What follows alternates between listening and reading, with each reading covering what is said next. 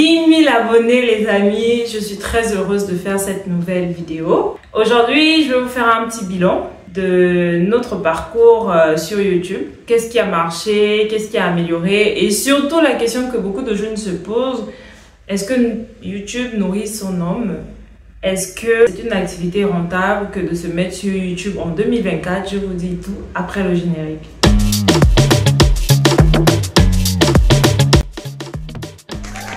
C'est toujours un plaisir de vous retrouver à travers cette vidéo hebdomadaire. Si vous êtes là pour la première fois, je suis Lomi Guitou. Je suis consultante en import-export et négociatrice en matières premières. Donc ici, je vous entretiens sur l'import-export, l'investissement en Afrique de manière générale, le commerce international, le transport et la logistique parce que c'est des secteurs qui m'intéressent et dans lesquels j'ai eu des expériences. Pour vous qui me suivez depuis le début, comment vous dire merci? Franchement, je vous montre ma gratitude. Merci vraiment de me suivre et de m'encourager. Merci à tous ceux qui ont commenté, à tous ceux qui ont partagé. Et aujourd'hui, on va un peu faire un bilan de ces 2 années que j'ai passées sur YouTube avec vous. J'ai fait le tour de mon YouTube Studio pour voir un peu les statistiques. Je me rends compte que, en fait, la majorité des personnes qui me suivent du côté de la France. Donc, pour vous qui me suivez du côté de la France, je vous salue. Vous êtes à peu près 30% à me suivre. Ensuite, la deuxième plus grosse communauté sur la chaîne, c'est du côté de la Côte d'Ivoire. Contre toute attente, j'étais vraiment étonnée de savoir que vous êtes nombreux à me suivre depuis la Côte d'Ivoire. Effectivement, moi, aujourd'hui, j'enregistre cette vidéo depuis Abidjan parce que si vous me suivez, vous savez que depuis à peu près mars, je suis ici à Abidjan. Donc, soyez salués. Aussi, vous qui me suivez depuis la Côte d'Ivoire. Et ensuite, en 3e position, on a nos amis camerounais. Ah oui, j'étais très heureuse de découvrir que vous êtes nombreux à me suivre depuis le Cameroun. Et je vous salue. Donc le reste, en tout cas de personnes qui me suivent, elles sont un peu partout dans le monde et c'est un plaisir pour moi de savoir que vous êtes nombreux à me suivre. Par contre, j'ai remarqué quelque chose, c'est que à peu près 80% des personnes qui suivent mes vidéos ne s'abonnent pas. Donc j'en profite avant qu'on ne rentre vraiment dans le vif du sujet et que je vous donne un peu les chiffres plus concrets de mon activité sur YouTube. S'il vous plaît, abonnez-vous. Soutenez quand même la chaîne parce que je pense que je fais quand même du contenu assez intéressant et instructif pour vous. Donc, vous pouvez me le rendre en vous abonnant et en partageant cette chaîne.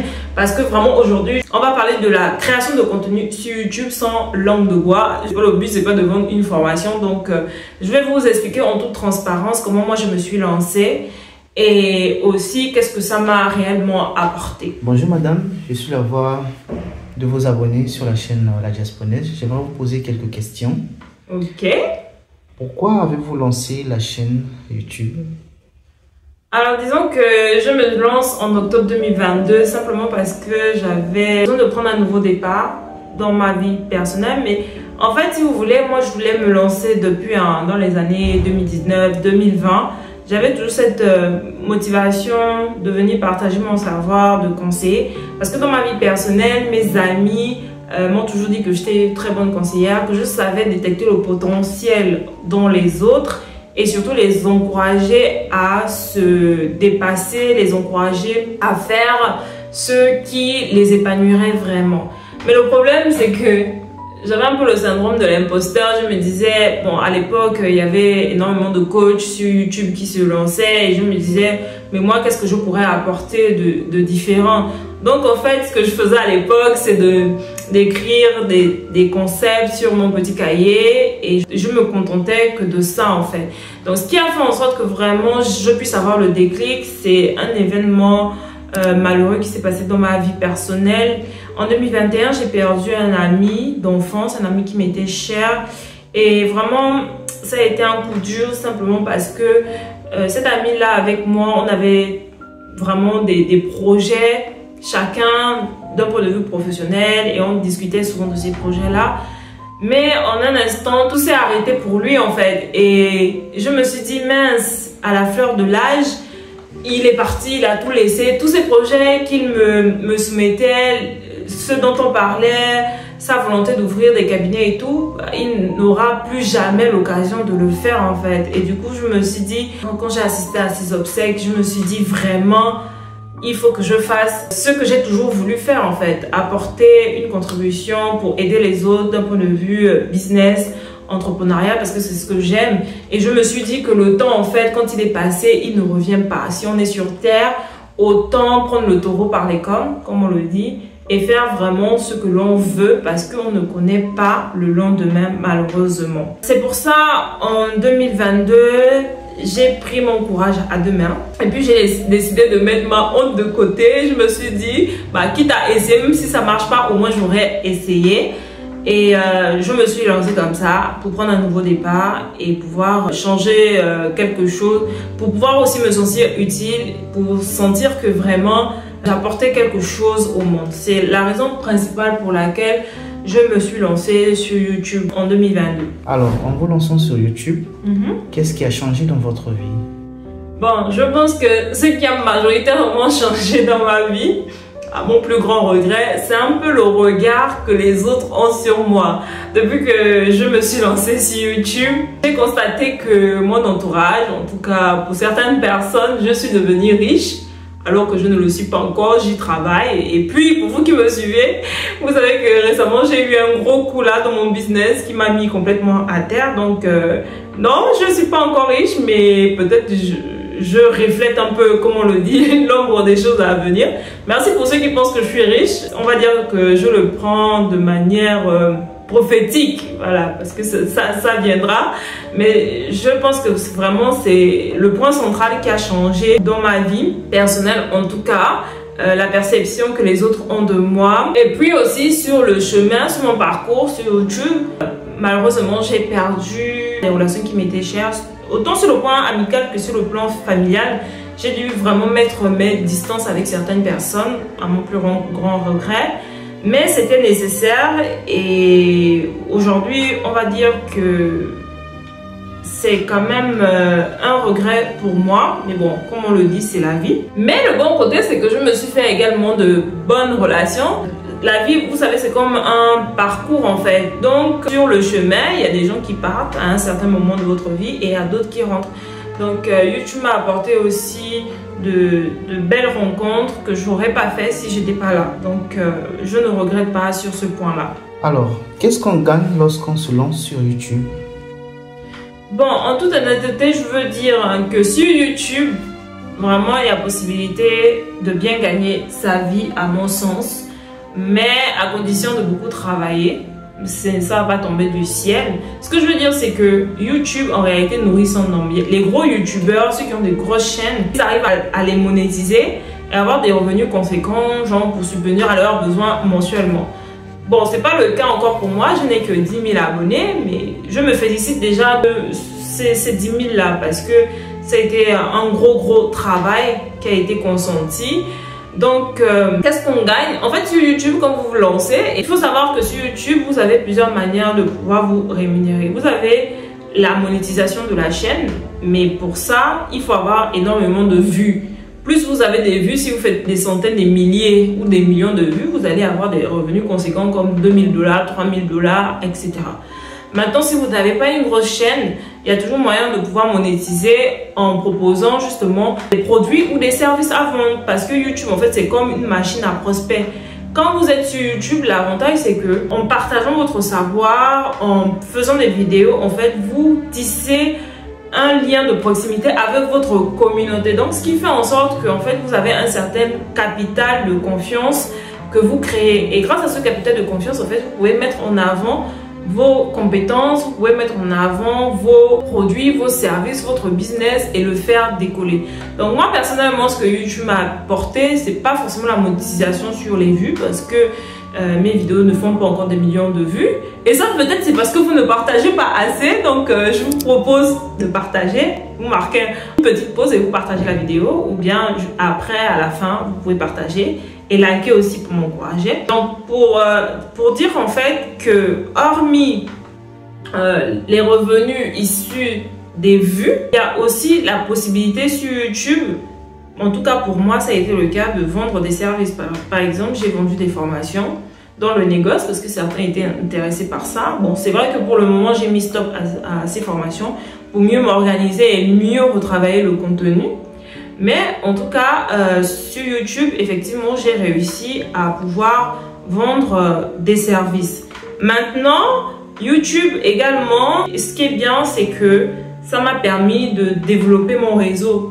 Il y a des gens qui me suivent, qui ne sont pas forcément abonnés, mais qui me contactent, qui me proposent des partenariats, qui me proposent d'assister à des événements. Il y a des gens qui me suivent sur YouTube que j'ai pu croiser de manière physique en venant à Abidjan par exemple, ou bien même en étant à Paris, que j'ai pu découvrir. Et si je n'étais pas sur YouTube, je n'aurais pas vu ces personnes-là.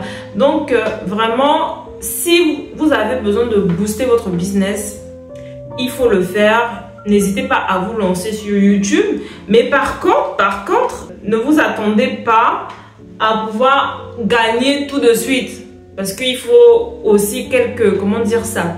Il y a les critères d'éligibilité pour monétiser sa chaîne. Il faut avoir 1000 abonnés, 4000 vues et d'autres critères. Mais si vous avez vraiment un contenu assez intéressant, vous pouvez trouver des clients pour votre activité business. Mais attention, je vous ai dit, on va parler sans langue de bois, sans vouloir vous vendre une formation. Sur YouTube, il faut d'abord travailler. Vous devez tenir compte que la création de contenu, c'est un boulot à part entière. Il faut travailler les concepts, les scripts, la prise de vue, les enregistrements, le montage, c'est tout un travail. Moi, par exemple, au début, j'avais fait appel à des monteurs et je payais à peu près 150 € pour le montage de 8 vidéos au mois, plus 60 € pour les covers parce que je voulais quelque chose de professionnel. Sauf que sur la route, je me suis rendu compte que ça pesait quand même. Et pour réduire un peu les coûts, puisque j'arrive pas encore à monétiser ma chaîne à travers les vues, etc., j'ai dû reprendre moi-même la gestion de tout. Donc, c'est un peu ça que je voulais vous dire concernant YouTube. Oui, ça marche, mais attendez-vous à beaucoup travailler d'abord. Merci beaucoup. Alors, sur le plan de votre business, qu'aviez-vous gagné? Alors, comme je disais précédemment, en tout cas, la meilleure richesse que j'ai pu obtenir sur YouTube, c'est ma communauté. C'est vous qui me suivez et donc ça m'a permis de développer mon réseau, de développer des relations professionnelles avec des personnes avec lesquelles peut-être je n'aurais pas pu si je n'avais pas YouTube. Donc, d'un point de vue business, j'ai également trouvé des clients. D'un point de vue business, j'ai appris aussi de mes dévanciers parce que j'ai croisé des personnes qui étaient dans le secteur bien avant moi et qui m'ont donné des conseils, des séances de coaching dont j'ai bénéficié et pourtant je n'avais pas forcément payé. Donc ça a vraiment été un plus dans mon business et surtout, comme je dis, YouTube c'est une véritable machine à prospect. C'est un véritable canal d'acquisition de clients et c'est ce qui a vraiment aidé dans mon business. Alors on voulait savoir quelle est la plus grande difficulté que vous avez rencontrée dans la création de contenu YouTube? Oui, ça c'est au départ, quand je me suis lancée, moi je me trouvais tellement nulle. Je faisais 2 heures pour enregistrer une vidéo de 10 minutes.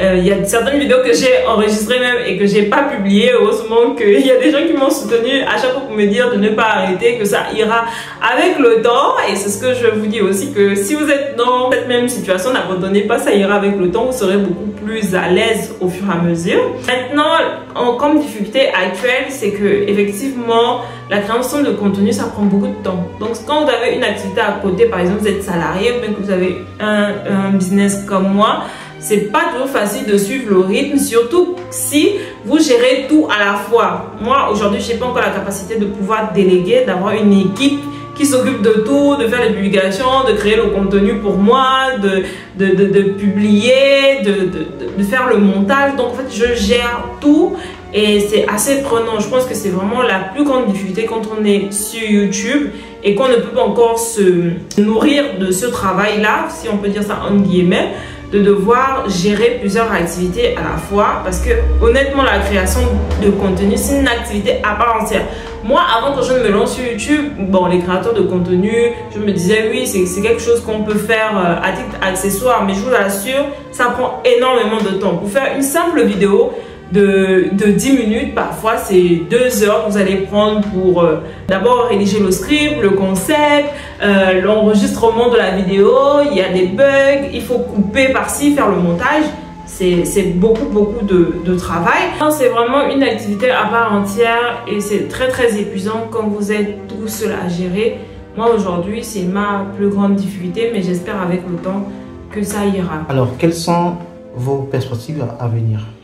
Bon, moi en réalité, j'aimerais faire de ma chaîne un véritable média dédié à l'investissement à l'Afrique. Vraiment pour parler des opportunités, comme je le fais déjà, de parler des difficultés, des challenges que rencontrent les entrepreneurs, d'aller vraiment à la rencontre de ces entrepreneurs, de faire des interviews un peu comme à la mode Oprah, mais vraiment centrées sur le business et particulièrement le secteur agro-industriel parce que c'est un secteur que j'ai chéri beaucoup, que j'aime bien. Mais bon, c'est un projet sur lequel je travaille aujourd'hui.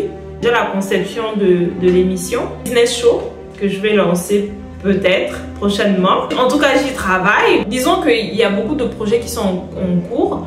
Autant dans mon activité, j'essaie aujourd'hui de pouvoir me diversifier, de revoir un peu ma stratégie compte tenu du coût que j'ai eu en venant à investir ici.